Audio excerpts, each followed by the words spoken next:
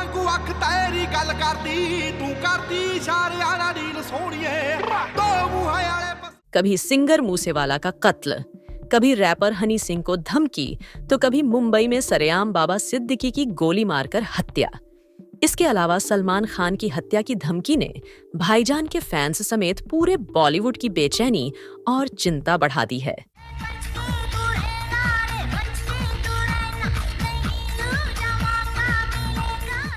सलमान खान की सुरक्षा को लेकर मुंबई पुलिस के पसीने छूट ही रहे थे, तभी नवंबर 2024 में शाहरुख खान के ऑफिस में धमकी भरा फोन आता है और 50 लाख की रंगदारी नहीं देने पर जान से मारने की धमकी दी जाती है।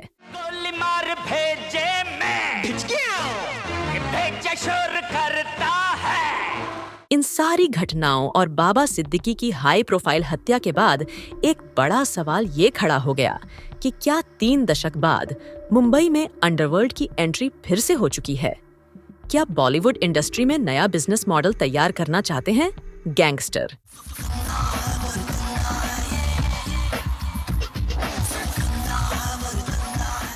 इन सारे सवालों का जवाब आपको आगे मिलेगा। यकीनन अब मुंबई स्थित फिल्म इंडस्ट्री 90s की तरह अंडरवर्ल्ड के खौफ में जीने को मजबूर है। इस तरह के सवाल आम लोगों के साथ ही पुलिस प्रशासन की भी परेशानियां और चुनौतियां बढ़ा रहे हैं। लॉरेंस बिश्नोई गैंग खुलेआम कानून को चुनौती दे रहा है। ना कोई खौफ, ना कोई चिंता। ऐसा लग रहा है जैसे दाऊद की दहशत जैसा वक्त एक बार फिर लौट आया हो। गैंगस्टर जट नू कलम लब गई लेख लेख करती तबाही रख दो कल्ला कल्ला बोलते। 90 के दौर में अंडरवर्ल्ड ने माया नगरी पर न सिर्फ लंबे वक्त तक अपना दबदबा रखा, बल्कि धमकी, जबरन वसूली, यहाँ तक कि हत्या से भी परहेज नहीं था। मुंबई की सड़कों पर कई प्रोड्यूसर्स को सरेराह गोली मारी गई। अंडरवर्ल्ड ने 1994 में जावेद रियाज सिद्दीकी नाम के एक फिल्म प्रोड्यूसर की हत्या कराई। गुलशन राय के बेटे और फिल्म डायरेक्टर राजीव राय को मुंबई की सड़कों पर दौड़ाकर गोली मारी गई। कैसेट किंग गुलशन कुमार के मर्डर की दिल दहला देने वाली वारदात को अंजाम दिया गया। 90 के दौर में अंडरवर्ल्ड ने पूरी तरह से बॉलीवुड को अपने पंजों में जकड़ लिया था। कई माफिया ऐसे थे जिनके दबाव में किसी हीरोइन को फिल्म में लेना या किसी को हटाना पड़ता था। अंडरवर्ल्ड का काला धन फिल्म इंडस्ट्री में लगता था। फिल्म इंडस्ट्री में अंडरवर्ल्ड का दखल कब और कैसे हुआ, इसकी पूरी कहानी जानेंगे इस पेशकश में आगे। साथ ही बताऊंगी अंडरवर्ल्ड डॉन्स के साथ मंदाकिनी और मोनिका बेदी समेत कई बॉलीवुड हीरोइंस के लव अफेयर्स और रोमांस की कहानियां। अंडरवर्ल्ड डॉन दाऊद से ऋषि कपूर ने क्यों की थी मुलाकात? कैसे मुंबई पुलिस ने बॉलीवुड से अंडरवर्ल्ड का खात्मा किया? ये सारी बातें जानेंगे आगे विस्तार से।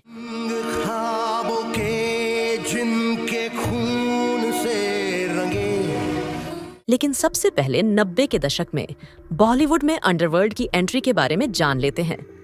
90s में मुंबई की इमेज सपनों की नगरी के तौर पर थी, लेकिन इस इमेज पर कालिक पोतने का काम अंडरवर्ल्ड ने किया। दहशत, खौफ का वो ऐसा राज था कि मीलों दूर रहने वाले भी मुंबई जाने से डरते थे, और दहशत के इस चैप्टर की शुरुआत 70 के दशक से ही हो गई थी। तब एक शख्स ऐसा था जिसके नाम से बड़े बड़े माफिया कांपते थे। उसने कभी बंदूक नहीं उठाई, कभी कोई गोली नहीं चलाई, कभी कत्ल नहीं किया, लेकिन मुंबई का सबसे बड़ा डॉन बन गया। उस शख्स का नाम था सुल्तान मिर्जा उर्फ हाजी मस्तान। हाजी मस्तान के पिता 1934 में बंबई आ गए। उन्होंने क्रॉफर्ड मार्केट में पंचर की दुकान खोल ली। पिता के साथ हाजी भी दुकान पर बैठने लगा। इस दौर में बंबई का पोर्ट खूब फल फूल रहा था। विदेश से ढेर सारा सामान आता जाता था। मस्तान ने पोर्ट पर कुल्ली की नौकरी पकड़ ली। कहने को कुल्ली था, लेकिन असली धंधा तस्करी का था। पोर्ट से घड़ी, वॉकमैन, रेडियो और दूसरी चीजों की तस्करी करने लगा। फिर धीरे धीरे तस्करी से जरायम की दुनिया में कदम रखा। 1970 आते आते हाजी मस्तान को पूरा बंबई जाने लगा था। 1975 में देश में इमरजेंसी लग गई। मस्तान जैसे कई डॉन को जेल में डाल दिया गया। जेल से छूटने के बाद हाजी मस्तान ने राजनीति में कदम रखा। दलित मुस्लिम सुरक्षा महासंघ नाम की पार्टी बनाई। 1990 में इसका नाम बदलकर भारतीय अल्पसंख्यक महासंघ कर दिया गया। पार्टी ने बंबई, कलकत्ता और मद्रास में निकाय चुनाव लड़े, लेकिन कामयाबी नहीं मिली। शुरुआत में बॉलीवुड का अंडरवर्ल्ड से कोई नाता नहीं था। ये वो वक्त था जब हिंदी फिल्मों को पैसों की जरूरत पूरी करने के लिए इधर उधर हाथ पसारना पड़ता था। जैसे जैसे इंडस्ट्री में कमर्शलाइजेशन बढ़ना शुरू हुआ, तब प्रोड्यूसर्स और फाइनेंसर्स के बीच में एक अलग जंग छिड़ गई, और इसी ने दावत दी बॉलीवुड में अंडरवर्ल्ड की। जब कभी भी फाइनेंसर्स या प्रोड्यूसर्स के बीच में पैसों को लेकर मतभेद होता, तो उसे नतीजे या सुलह तक पहुंचाने के लिए गैंगस्टर्स की मदद लेनी पड़ती। बात यहां तक पहुंच गई थी कि कभी भी माफिया आकर गन पॉइंट पर शूटिंग तक रोक दिया करते थे। इधर अंडरवर्ल्ड को कमाई के इस खूबसूरत बाजार का शौक तो पहले से ही था। जरूरत के पता चलने और भारी मुनाफे की उम्मीद ने उनमें लगाव भी पैदा कर दिया। फिर शुरू हुआ दोनों की गलबहियों का दौर। कहीं बात से बात बनी तो कहीं आपसी लेन देन से, और जहां दोनों काम न आया वहां डर ने अपना असर दिखाया। बॉलीवुड पर लंबे वक्त तक हाजी मस्तान का सिक्का चला। फिल्मी सितारे उसके इशारे पर नाचते थे। 1994 में हाजी मस्तान की हार्ट अटैक से मौत हो गई। इसके बाद उसका चेला कहे जाने वाला दाऊद इब्राहिम मुंबई अंडरवर्ल्ड पर राज करने लगा। उस समय बॉलीवुड के कई सारे एक्टर्स का अलग अलग गैंग्स से संपर्क हुआ करता था। कई खास मौकों पर एक्टर्स करीम लाला, छोटा राजन जैसे माफिया के साथ नजर भी आते थे। हिंदी सिनेमा को तब इंडस्ट्री का दर्जा नहीं मिला था, और आज की तरह बैंक से कर्ज लेने के बजाय फिल्मों में अमीर बिजनेसमैन, बड़े प्रोड्यूसर्स या फिर अंडरवर्ल्ड का ही पैसा लगता था। शुरुआत में तो सिर्फ स्टार्स तभी माफिया गैंग्स की मदद लेते थे जब पैसों की कोई दिक्कत होती थी। लेकिन जब दाऊद गैंग ने बॉलीवुड के बिजनेस को टेक ओवर करने की मंशा से इंटरफेयर करना शुरू किया, तो इंडस्ट्री पर एक किस्म का दबाव बनने लगा। एक्टर्स और इंडस्ट्री के बड़े नामों को डेथ थ्रेट्स मिलने शुरू हुए, और मुंबई की सड़कों पर खूब खून बहे। बॉलीवुड और अंडरवर्ल्ड का ये रिश्ता इतना गहरा और असरदार हो गया था कि महज फिल्म के कलाकार और किरदार ही नहीं, बल्कि कई बार अंडरवर्ल्ड डॉन कहानियां भी तय करने की मांग करते। हालांकि ज्यादातर मामलों में उन्होंने कंटेंट में दखल तभी दिया जब किसी गैंगस्टर पर फिल्म बनती। फिल्मों में अगर खलनायक का कोई कैरेक्टर होता तो उसे कैसे दिखाया जाएगा, ये अंडरवर्ल्ड की दखलंदाजी के बाद ही तय होता था। फिल्मों का एक्टर या एक्ट्रेस तय करने के लिए ऑडिशन स्टूडियो में नहीं, अपराधियों के बंगलों पर होने लगा। हर गुजरते दिन के साथ अंडरवर्ल्ड के कदमों की छाप गहरी होकर उभरती गई। अंडरवर्ल्ड की पार्टियां फिल्मी सितारों से चमकने लगीं। अपराध की दुनिया को बॉलीवुड की कमाई और जगमगाती शोहरत दोनों में हिस्सेदारी चाहिए थी। वैसे भी सितारों से नजदीकी भारत में हर किसी को लुभाती है। इसके साथ ही उनकी नज़र मुनाफे पर होती थी, या फिर उस ग्लैमर में जो किसी स्टार के साथ रहने से उन्हें मिलता था। बॉलीवुड के मुनाफे और कंटेंट तक ही अंडरवर्ल्ड डॉन्स का दखल नहीं रहा। बात यहाँ तक बढ़ गई कि जो भी हीरोइंस माफिया डॉन्स को पसंद आती, वो इन्हें दुबई या फिर अपने किसी अन्य दरबार में पेश होने के लिए दबाव बनाते। कहा तो यहाँ तक जाता है कि माधुरी दीक्षित को दाऊद ने अपने दुबई दरबार में बुलाकर डांस कराया था और उनके साथ एक रात बिताने की इच्छा जाहिर की थी। दाऊद और अब्बू सलेम समेत कई अन्य अंडरवर्ल्ड अपराधियों से संपर्क में आने के बाद कई हीरोइंस न सिर्फ उनसे प्यार कर बैठीं, बल्कि कुछ ने तो उनसे शादी कर ली और कुछ ने लंबे वक्त तक उनके पार्टनर के तौर पर समय बिताया। ऐसी ही कुछ अभिनेत्रियों का जिक्र यहाँ करना जरूरी है। इस लिस्ट में सबसे पहला नाम आता है हिना कौसर का, जो मुगले आजम बनाने वाले प्रसिद्ध फिल्म निर्देशक कयासिफ की बेटी थीं। हिना 90 के दौर में तब सुर्खियों में आईं जब गैंगस्टर इकबाल मिर्ची संग उनकी शादी की अफवाहों ने सनसनी मचा दी। वो इकबाल से शादी के बाद यूके चली गईं और अपना बाकी का जीवन वहीं पर गुजारा।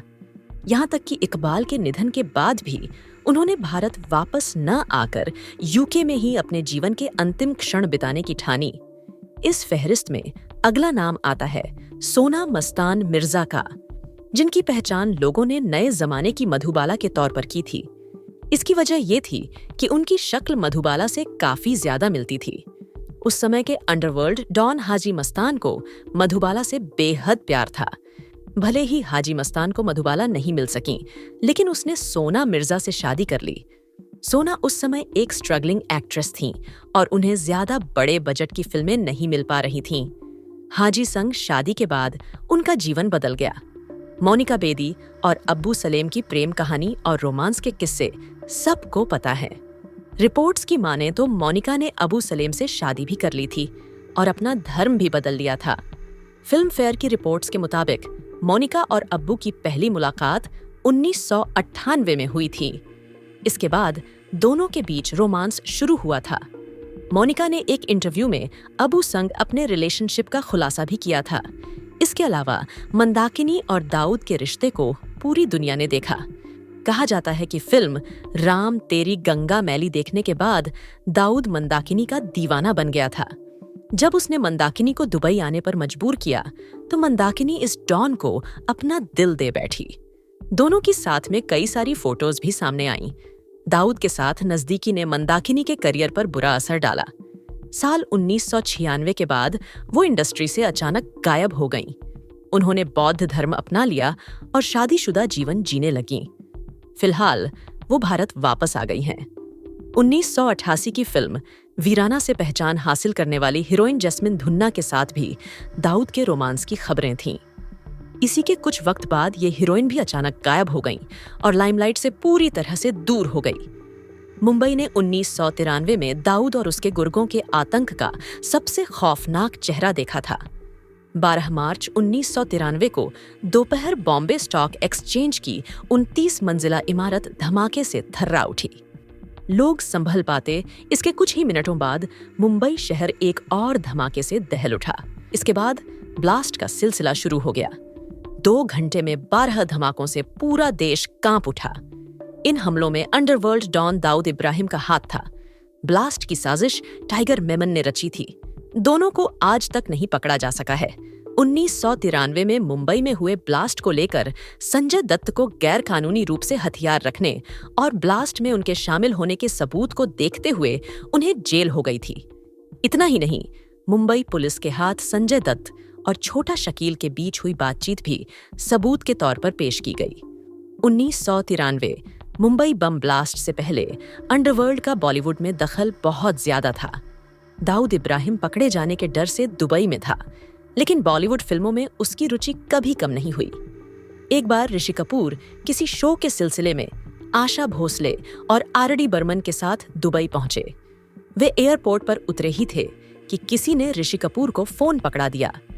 एक्टर ने सोचा कि कोई फैन होगा, लेकिन दूसरी ओर से किसी ने बताया कि दाऊद इब्राहिम उनसे मिलना चाहते हैं, जिससे वे हैरान रह गए। खैर, जो भी वजह रही हो, ऋषि को मुलाकात के लिए राजी होना पड़ा। ऋषि कपूर ने एक इंटरव्यू में बताया था कि मिलने से पहले दाऊद इब्राहिम काफी घबराया हुआ था, क्योंकि वो नहीं चाहता था कि उसके घर का पता किसी को लगे। डॉन के आदमियों ने पहले ऋषि कपूर को दुबई की सड़कों पर खूब घुमाया ताकि उन्हें उनके ठिकाने का पता ना चल पाए। दाऊद ने ऋषि कपूर की खूब खातिरदारी की। दरअसल फिल्म तवायफ में ऋषि कपूर ने दाऊद नाम का एक किरदार निभाया था, जो रति अग्निहोत्री को तवायफ बनने नहीं देता। डॉन इस बात से खुश था कि फिल्म में उसका नाम पॉजिटिव तरीके से इस्तेमाल हुआ है। वो इसी बात से खुश था और इसलिए उसने ऋषि से मिलकर इसका शुक्रिया अदा किया। यकीनन 90 का दौर ऐसा समय था जब बॉलीवुड के बड़े दिग्गज भी अंडरवर्ल्ड की जी हुजूरी करते थे। तमाम लोगों को रंगदारी के लिए धमकी भरे कॉल्स आते थे। कई स्तर पर इनका दखल होता था। बात नहीं मानने पर हत्याएं तक कराई जाने लगी। ऐसी ही एक हत्या 7 जून 1994 को फिल्म प्रोड्यूसर जावेद रियाज सिद्दीकी की हुई। कहा जाता है कि सिद्दीकी तू विश मैं अमृत नाम से एक फिल्म बना रहे थे। इस फिल्म में पाकिस्तानी एक्ट्रेस ज़ेबा अख्तर थीं।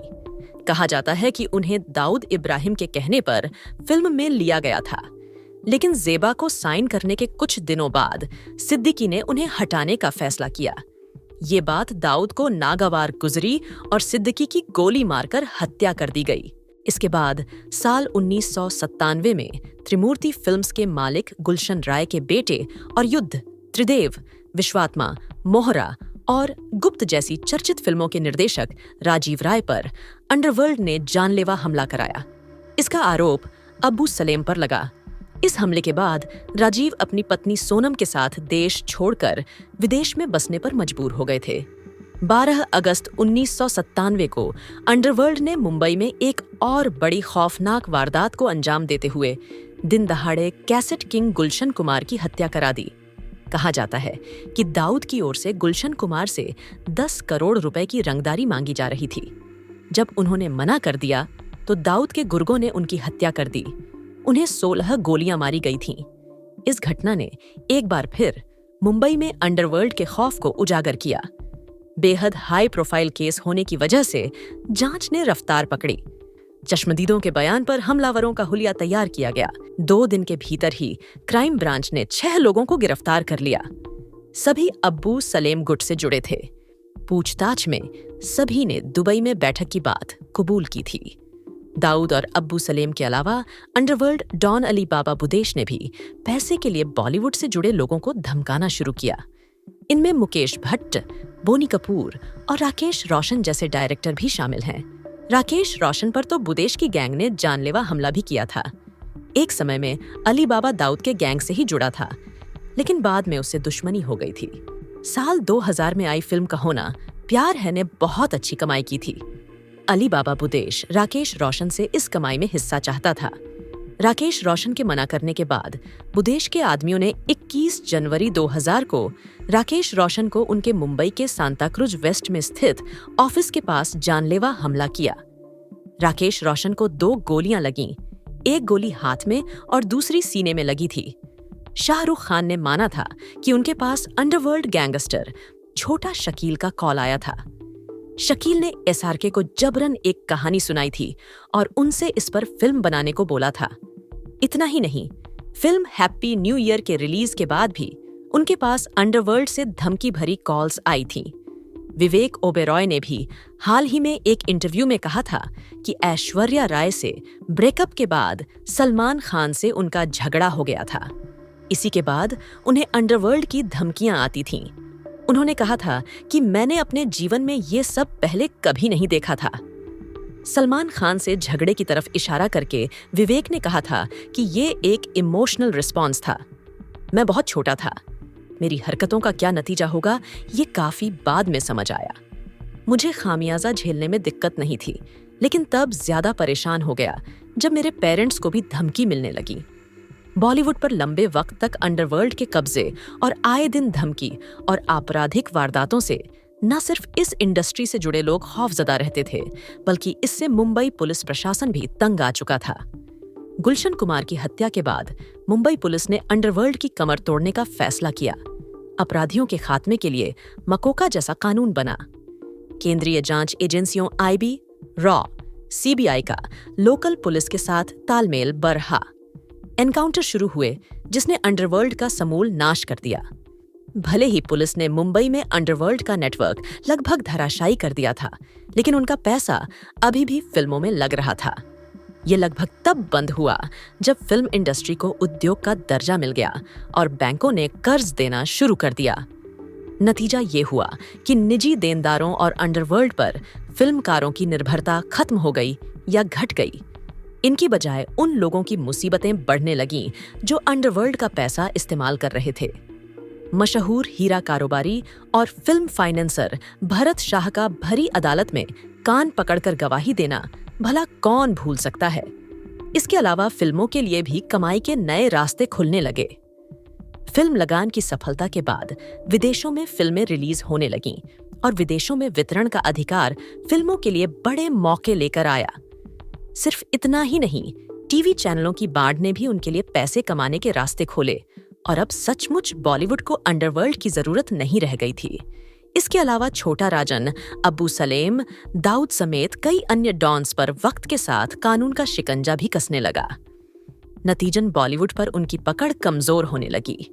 साल 2000 के बाद कुछ एक घटनाओं को छोड़कर करीब 25 साल का वक्त ऐसा भी रहा जब ये माना जाता था कि हिंदी सिनेमा में अंडरवर्ल्ड का दखल नहीं रहा। साल 2022 के बाद कई ऐसी घटनाएं हुईं जिसने ये साबित कर दिया कि मनोरंजन उद्योग में एक बार फिर अंडरवर्ल्ड की वापसी हो चुकी है। सिद्धू मूसेवाला की हत्या रही हो या फिर हनी सिंह को धमकी, इन सबके तार कहीं ना कहीं अंडरवर्ल्ड से जुड़े। सलमान खान के करीबी दोस्त बाबा सिद्दीकी की हत्या और सलमान को जान से मारने की धमकी के बाद तो पिक्चर बिल्कुल क्लियर हो गई। आखिर कैसे और क्यों बॉलीवुड में अंडरवर्ल्ड की वापसी हुई, अब इसकी वजह जान लेते हैं। बाबा सिद्दीकी की हत्या और सलमान को धमकी की जिम्मेदारी लॉरेंस बिश्नोई गैंग ने ली थी। पुलिस की तफ्तीश में सामने आया कि बिश्नोई गैंग उस जगह को भरना चाहता है जो दाऊद इब्राहिम के बाद खाली हो गई है। इसी सोच के साथ वो हाई प्रोफाइल लोगों की हत्या करवा रहा है और सलमान खान को जान से मारने की धमकी दे रहा है। उसका उद्देश्य ये कतई नहीं है कि वो काले हिरण को मारने की वजह से सलमान खान से बदला लेना चाहता है, बल्कि वो अपना खौफ कायम करना चाहता है। लॉरेंस बिश्नोई का सबसे करीबी गोल्डी बराड, जो सालों पहले हत्या करके कनाडा फरार हो गया, वो रोज कोई नई घटना को अंजाम देता है। कुछ वक्त पहले सिंगर हनी सिंह ने गोल्डी बराड के खिलाफ रंगदारी मांगने का मामला दर्ज कराया था। शिकायत के मुताबिक हनी सिंह को कनाडा से फोन किया गया और वॉइस मैसेज भेजकर 50 लाख रुपए की मांग की गई। पैसा न देने पर जान से मारने की धमकी भी दी थी। गोल्डी बराड ने ही एक न्यूज चैनल के जरिए सलमान खान को बिश्नोई गैंग का सबसे बड़ा दुश्मन बताते हुए उन्हें जान से मारने की धमकी दी। खैर, सोचिए, ये गैंगस्टर कैसे खुलेआम स्टार्स को धमकी देकर पुलिस को चुनौती दे रहा है। सलमान खान को ये इस गैंग की पहली धमकी नहीं है। खुद गैंग का सरगना लॉरेंस बिश्नोई भी एक इंटरव्यू के दौरान सलमान खान को मारने की बात कर चुका है। गोल्डी बराड वही शख्स है जिसने सिंगर सिद्धू मूसेवाला की हत्या के बाद उसकी जिम्मेदारी ली थी। ईमेल डालकर गोल्डी बराड ने कहा था कि सिद्धू मूसेवाला मर्डर की जिम्मेदारी बिश्नोई गैंग लेता है। रंगदारी वसूली समेत तमाम गैर कानूनी कामों में लिप्त ये गैंग लोगों को धमकियां देकर दाऊद इब्राहिम की तरह ही अपनी दहशत कायम करना चाहता है। इधर मुंबई पुलिस ने भी इस बात की पुष्टि की है कि बिश्नोई गैंग दाऊद जैसी दहशत कायम करना चाहता है। इस बात में सच्चाई इसलिए भी लगती है क्योंकि बिश्नोई गैंग पंजाब, हरियाणा के बाद मुंबई पहुंच गया है। उसने अपने प्रभाव से विदेश में भी आदमी रख लिए हैं और सलमान खान के साथ एल्बम बनाने पर पंजाबी सिंगर AP ढिल्लन के कनाडा स्थित घर के बाहर फायरिंग भी करवाई। पंजाबी सिंगर सिद्धू मूसेवाला, करनी सेना के अध्यक्ष सुखदेव सिंह और NCP नेता बाबा सिद्दीकी की हत्या इसका प्रमाण है। अब देखना दिलचस्प होगा कि पुलिस और खुफिया एजेंसियां बॉलीवुड में अंडरवर्ल्ड की वापसी को कितना और किस हद तक रोक पाने में कामयाब होती है। इस पेशकश में आज बस इतना ही। जानकारी कैसी लगी कमेंट करके बताइएगा। अगर ये पेशकश पसंद आई हो तो चैनल को लाइक और सब्सक्राइब करिएगा। आपसे फिर होगी मुलाकात। नमस्कार।